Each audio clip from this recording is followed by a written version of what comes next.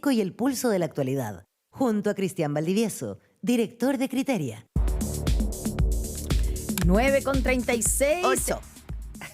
Perdón, oye, dale, yo ayer dije hice lo mismo pero que me ha pasado. Está bien, no pasa, que a veces atención, la gente que está en la calle escuchando Radio Pauta y dice, ¿cómo 9? Voy atrasado. No va atrasado, no va atrasada. Oye, solo yo había dicho que había una congestión importante ahí en Tobalaba porque están los bomberos actuando. Me escribe una fiel auditora para decirme que está liberado Tobalaba, que ya no están, sacaron el auto, la moto, todo lo que había ahí, y está liberado, está funcionando bien. Bienísimo. Gracias. Gracias por esa información. 8:36, y ya está con nosotros como cada martes nuestro panelista, Cristian Valdivieso, director de Criteria. Siempre me adueño de nuestro panelista. Sí, pues, por supuesto, aunque otros quieran. Cristian, ya, esta cosa empezó a tomar pulso, empezó a subir la adrenalina, el cortisol en la... A ver, ¿por qué? Porque, bueno, tu encuesta de Criteria empezó a marcar, ¿no es cierto?, que ya aquí empieza a acercarse posiciones. No estamos hablando solamente de Evelyn Matei con Constantino Cast, estamos hablando de Carolina Toá con Janet Jara. No deja de ser que las dos candidatas amenazadas sean las dos candidatas que podrían inclinarse hacia el centro. Bueno, ya, más allá, ¿cómo hacemos el desagregado de estas encuestas? La de Cadem también marcaba lo mismo. Sí. No, a ver, bueno, lo primero, ¿qué está pasando? Lo primero es interesante que si uno se queda con el precipitado de todas las encuestas, la mayoría de los análisis de qué han versado sobre la carrera en la derecha, ¿ya? Entonces, ahí hay algo entre comunicacional y de tensión emocional, por decirlo de alguna manera, que tiene toda la atención, todo el tema dramático puesto en la derecha y no en lo que viene en 2 semanas más o en 18 días más, que es la primaria del oficialismo. Hay mucho más foco fuerza puesto en la discusión, la tensión que hay en la derecha. ¿Y eso por qué eso? Porque tiene más posibilidades de... Bueno, en el fondo, 2 cosas. Uno, se mira ese mundo o ese sector como desde dónde va a salir el próximo presidente de Chile más probablemente.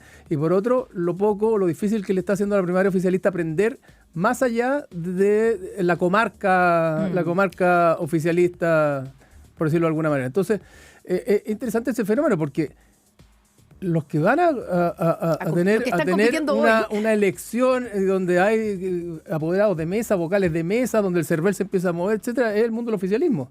Pero la tensión dramática, fundamental o principal, está puesta en el otro lado. Hasta y eso tiene que ver con los medios, ¿no? Y tiene que ver también con la sociedad, porque la sociedad tiene más expectativas puestas en eso y está con una mirada más fría o más tibia respecto pero al hasta el viernes pasado no hay tensión dramática hoy en el oficialismo, cuando uno empieza a mirar a una Janet Jara que crece, y no solo que crece, sino que pareciera que empieza a tener como la energía gaseosa más sobre ella que sobre, el aura, como se dice. como más que sobre la figura de Carolina Toá, por ejemplo.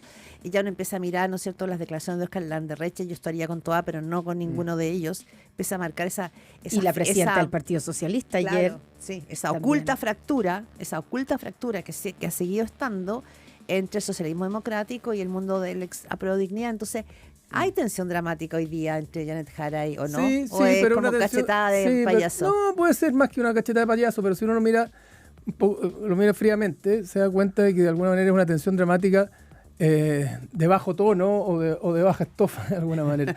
Es una elección hoy día que está siendo codificada desde el punto de vista de la ciudadanía, si se quiere, o de los que están involucrados, más bien como una elección de baja relevancia. No solo de baja intensidad, sino que de baja relevancia. Entonces, eso te lleva a que los atributos más blanditos, más simpáticos, más emocionales, aquellos que son más expresivos del hemisferio derecho del cerebro, ¿verdad?, la emoción, estén dando más vuelta que otros atributos que dan vuelta de manera más importante cuando efectivamente la gente cree que de ahí puede salir el candidato a ser realmente o candidato a presidente de la República. Entonces, los atributos que de alguna manera pudiera expresar de mejor manera Carolina Toá, que son gobernabilidad, estabilidad, institucionalidad, seriedad, conducción, son atributos que hoy día no están mucho en la discusión, no solo porque son fome, sino porque de ahí no va a salir el próximo presidente o presidenta de Chile desde el punto de vista de la subjetividad de la mayoría. Entonces nos quedamos en una elección más bien, no voy a decir de centro alumno, pero de federación de estudiantes, más que en una elección o una primaria presidencial. Y eso es lo que no tiene envergadura presidencial todavía esta primaria, y eso hace o favorece las posiciones de candidatos que están digamos, más en la segunda línea y que pueden hacer ver o o posicionarse sobre atributos menos de estadistas, menos relevantes, menos de conducción política y de verdad presidencial y mucho más emotivos, si se quiere. Ya, qué interesante eso. Pero ya, dejemos por un lado el oficialismo. Yo sé que es lo que viene ahora, pero para ahondar un poco más lo que está pasando en la derecha o concretamente en la campaña de Evelyn Matei. ¿Por qué Kast? Hay un escenario que muestra la criteria que pone diferentes escenarios que es bien interesante, que sin Kaiser, o sea, si Kaiser se bajara, que es a lo que apuestan muchos en la derecha, o sobre todo en el electorado de Kast, esos votos se van a ir a Kast. Y en ese escenario, Kast le gana a Evelyn Matei en la primera vuelta, ¿cierto? O sea, pasaría él, no sé si también... Están empatados, técnicamente sí. Empatados, y él incluso 2 puntos arriba, pero dentro del margen de error, por lo menos en criterios. Sí. Y eso se suma, claro, a lo de Kadem, que aparece ganando, pero todo esto en el margen de error, porque es un punto de diferencia, etcétera. Aparece ganando en preferencia espontánea, que no es ganando, sino que es quién te gustaría que fuera el próximo presidente. Que efectivamente, y ahí lo interesante, perdona, Connie, es que Kast en Kadem por lo menos no ha subido significativamente las últimas semanas. Lo que ha pasado es que Evelyn Matei ha venido. Claro. Entonces, y ahí, ¿dónde está el problema? ¿Cuál es tu lectura de qué es lo que está pasando? Porque Kast en un minuto, oye, pero hasta le preguntábamos si había posibilidad de que se bajara, porque había 3 y porque Kaiser está así, pero punteando. Y ahora Kast retomó. Está subiendo, hay un análisis de que está haciendo una buena campaña, una buena estrategia. ¿Qué le pasa a Evelyn Matei, o a ella y a su comando? Vienen y se ha anunciado que van a haber cambios en la campaña. ¿Algo está haciendo mal? ¿O es que el desafío de ella es muy complicado porque tiene que competir por un lado, o tiene 2 almas, la gente que cree que tiene que competirle a Kast y a Kaiser y por lo tanto tiene que ser dura, versus los que creen que tiene que ir a ampliar el centro, buscar en el centro y por lo tanto mostrarse un poquito más socialdemócrata, entre comillas, como dijo Paulina Núñez? Sí.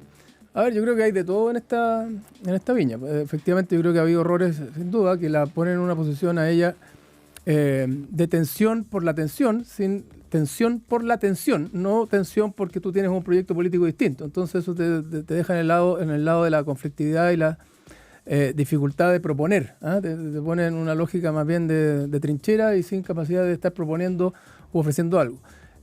Hay errores. Creo que también hay una tensión dentro del comando que es inevitable, que es ¿cuál es el adversario de Evelyn Matei hoy día? ¿Es el gobierno, la izquierda, es Michelle Bachelet, como pensaba en algún minuto, es hoy día Carolina Toá, Janet Jara, o es José Antonio Kast? Y cuando tú estás en esa tensión de que no sabes cuál es tu principal adversario, está cubriendo el frente norte y el frente sur, y eso es muy complejo, porque de repente miras al sur, de repente miras al norte, y eso te pone en una posición de hacia dónde está hablando, el comando hacia dónde está hablando el candidato. Entonces, creo que todavía no se ha sorteado bien, o ordenado bien, para entender cuál es el adversario que tiene Evelyn Matei hoy día principalmente, y eso creo que viene con una confusión desde hace un rato que tiene que ver con hay primera vuelta. Si hay primera vuelta, hay primaria. No hubo primaria. Si hay primaria, ¿cómo se gana una primaria? Bueno, hablándole al sector. Después ya no hay primaria, entonces hay primera vuelta. ¿Cómo se gana la primera vuelta? Enfrentándose a la izquierda, ¿verdad? Al candidato de izquierda, poniendo los puntos ahí, o entendiendo que tu principal competencia o adversario está a tu derecha. Pero en el análisis político, esto probablemente está muy bien cristalizado en la pieza gráfica que entregó la semana pasada el comando de Evelyn Matei, que existe Evelyn y que existe Matei. Esa dualidad que tú expones políticamente pareciera ser que está muy internalizada.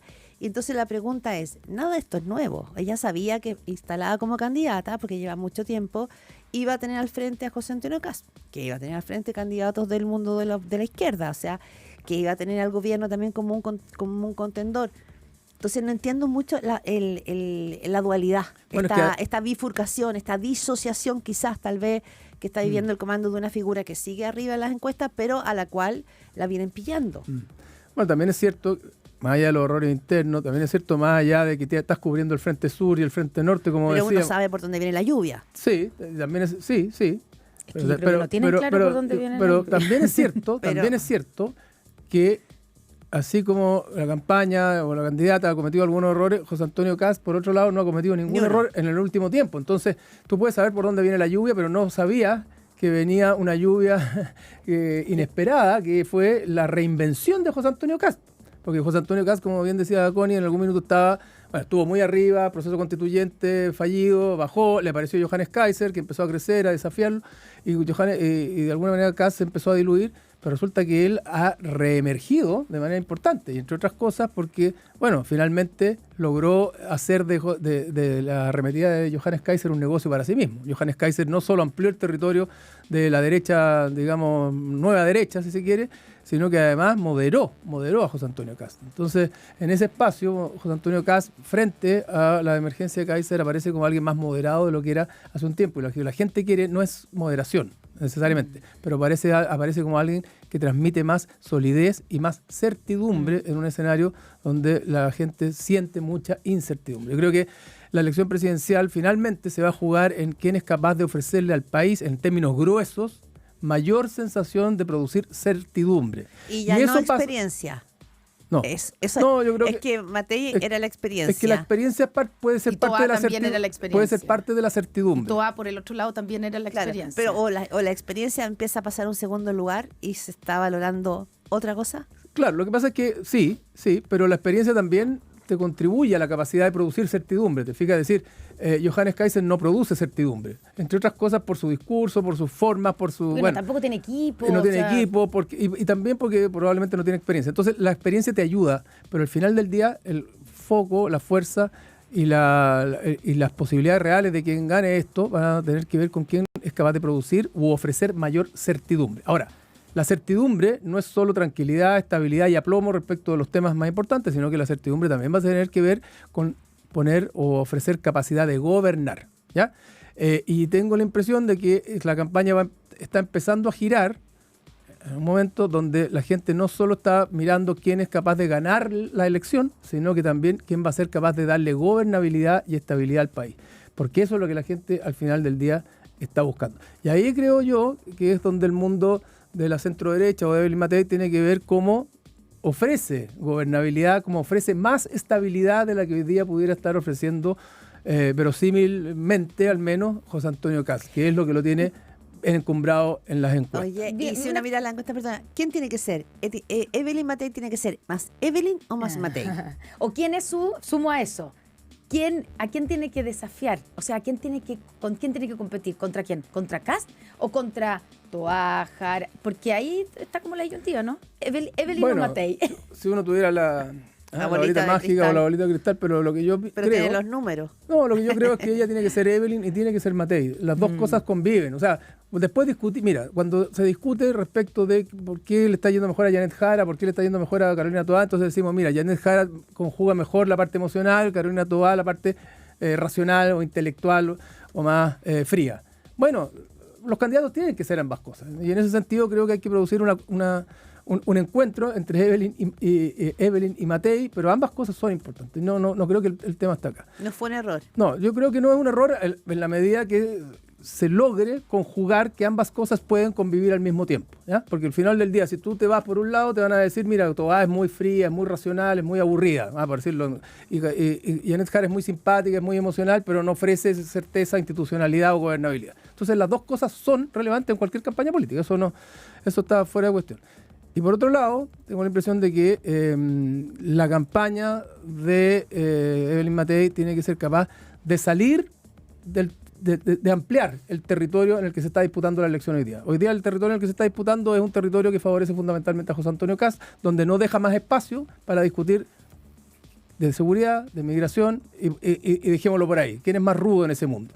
Y en ese mundo él va a ser siempre la versión original. Entonces, esta otra campaña no puede abandonar ese territorio porque el territorio de la elección es seguridad, es inmigración y es economía, pero tiene que ser capaz de abrirse a un escenario donde hayan otros temas dando vuelta, otras emociones dando vuelta y otras, no digo prioridades, pero otros temas que tengan igual de importancia de manera de ampliar el territorio. Si tú dices que eso es hablarle al centro, bueno, puede ser hablarle al centro, en términos simbólicos, ¿verdad? Posiblemente. Y de alguna manera, creo yo que el principal adversario de Evelyn Matei es José Antonio Kast. No es la izquierda ni el gobierno hoy día. Así como José Antonio Kast siempre tuvo clarito que su principal adversaria, ¿cuál era? Evelyn Matei. No Kaiser. No Kaiser, ni tampoco el gobierno. El gobierno, el gobierno es la fuente de adversarialidad con el que tú construyes la campaña, pero ¿a quién tú quieres enfrentar o quieres desafiar está en el mundo desde donde efectivamente va a salir el próximo, o más probablemente el próximo presidente de la República, y en ese sentido está por ahí. Y por otro lado, también tenemos un tercer eje, los errores de la campaña, la tensión, mirando al sur, mirando al norte, lo bien que lo ha hecho José Antonio Kast, y tenemos otro eje, que es, bueno, que el gobierno y el oficialismo le ha pegado a Evelyn Matei con todo. Y no a Kast. Y no a Kast, porque es la que tiene la que está más arriba, y porque el gobierno tiene la hipótesis de que ella es más compleja de derrotar en una eventual segunda vuelta. Entonces, le ha llegado por todos lados esta campaña, desde adentro, desde afuera y desde la izquierda, y eso hace que la ponga en una posición compleja. Vamos a ver ahora si José Antonio Kast ya pasa a ocupar el primer lugar y se instala en el primer lugar, bueno, ¿cómo sostiene ese primer lugar? Porque no hay nada más complejo que esto te pase estar en el primer lugar durante mucho tiempo. Y de alguna manera, si la campaña de Matei logra entender los problemas en los que está metida y logra sortear esta complejidad, quizá el hecho de que a 6 meses de la elección José Antonio Kast la haya pasado puede terminar siendo una buena noticia, porque sería mucho más dramático e imparable si esto pasara 2 meses antes, como le pasó eventualmente a Sebastián Sichel en su minuto, ¿te fijas? Tienes toda la razón. Ahora, nos queda poco tiempo, yo sé, pero mirando el otro lado, que es la que, como tú dices, tiene elecciones en 2 semanas más. Y el efecto Landerreche, ¿cómo lo lees tú? Porque hay quienes sostienen, y ayer lo escuchamos de la propia presidenta del Partido Socialista, que creen que Carolina Toá debiera haber aprovechado casi el pase gol que le dio Landerreche para marcar más fuertemente diferencias y interpelar de alguna manera al Frente Amplio y al Partido Comunista, o sea, a Jara y a Winter. Y lo que hizo Carolina Toá fue optar por desentenderse lo más posible y alejarse de lo que dijo Landerreche. Ayer vimos a Paulina Banoy diciendo, ojo, hay una parte del Partido Socialista que siente eso, que siente que no ha habido un mea culpa por parte del Frente Amplio frente al estallido social o su rol, o no ha habido realmente una postura en contra de la violencia, y se suma a este cartel, digamos, donde aparecen las caras de los de antes, diciendo al lado del cartel de Winter, que el comando de Winter dicen que ellos no tienen nada que ver con eso, pero igual es raro, y donde aparecen las caras de la concertación, digamos, unidas a Carolina Toá como del pasado y que no resuelve los problemas. ¿Qué pasa ahí? Digámoslo de la siguiente manera. Estoy especulando. Carolina Toá o su campaña, en alguna medida, se tienen miedo a sí mismos. O Carolina Toá se tiene miedo a sí mismo. Es decir, hay una tensión ahí entre mantener un rol que es el posicionamiento histórico de Carolina Toá y el rol que ella quiere jugar en política, que tiene que ver con respetar los acuerdos, el rol institucional y cuidar la amplia coalición. Pero eso colisiona con la posibilidad real de movilizar gente a esta primaria y que Carolina Toá efectivamente le vaya bien. Entonces, si ella no produce un giro importante y no le mete mucha adrenalina a esta campaña para movilizar electores, el riesgo de que o no gane o que gane por poco, con poca movilización, es alto, y eso la deja en una posición muy incómoda de cara a lo que venga en la primera vuelta. Entonces, ahí está la tensión, porque efectivamente esta elección, como decíamos, es una elección de baja envergadura, de baja intensidad, porque no tiene emociones, pero también porque no hay nada relevante en juego aparentemente, y lo que hay que hacer es meterle emociones. Entonces, ¿cuál es la oportunidad que le abrió Landerreche más allá de las formas y que no la quisieron tomar? Es meterle rabia, porque ¿qué le vas a meter en esta elección? ¿Le va a meter miedo a que gane Janet Jara? Es difícil porque la gente no cree que Janet Jara va a ser presidente, entonces no se va a ir a votar por Toá para que Jara no gane la presidencia de la República. ¿A quién? Entonces, ¿le vas a meter esperanza? No hay mucha esperanza hoy día, está complejo, porque tampoco es que vaya a ganar la elección como logró Boric meterle esperanza en su elección.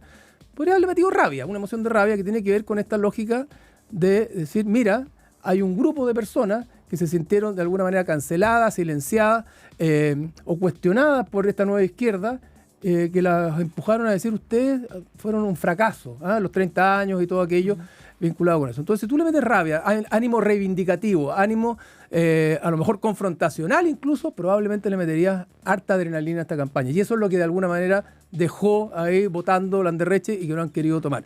Rabia de gente que terminó votando rechazo, por ejemplo, el primer proceso constituyente. Rabia de gente que históricamente votó concertación o que históricamente votó el centro izquierdo y que de alguna manera se ha sentido ninguneado, mirado en menos o cancelado por esta izquierda que ha venido a jugar con la lógica de la superioridad moral y a decirle, ustedes no hicieron bien la pega y son unos más adultos que ya están para retirarse. Esa rabia está ahí. Está ahí. El punto es si alguien quiere empujarla y asusarla o no.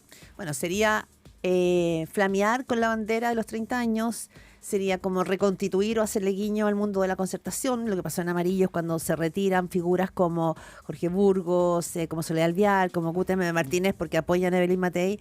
Probablemente son personas que tú podrías atraer a tu redil, sobre todo si la democracia cristiana se suma aquí. O sea, quizás claro, por ahí, son los guiños políticos, pero en términos electorales son los guiños a un electorado que en algún minuto... Que fue concertacionista. Fue concertacionista o que votaba por el mundo de la izquierda o de la centroizquierda. Y no de partidos. Y que de repente se vio expulsado simbólicamente de ese territorio por el Frente Amplio o el Partido Comunista. Claro, pero para eso, Carolina Toá, yo sé que nos tenemos que ir, pero para eso Carolina Toá tiene que ser mucho más dura en sus respuestas. Concretamente, por ejemplo, cuando le preguntan por, digamos, Janet Jara, creo que fue la que le enrostra la lentitud o los malos resultados en seguridad.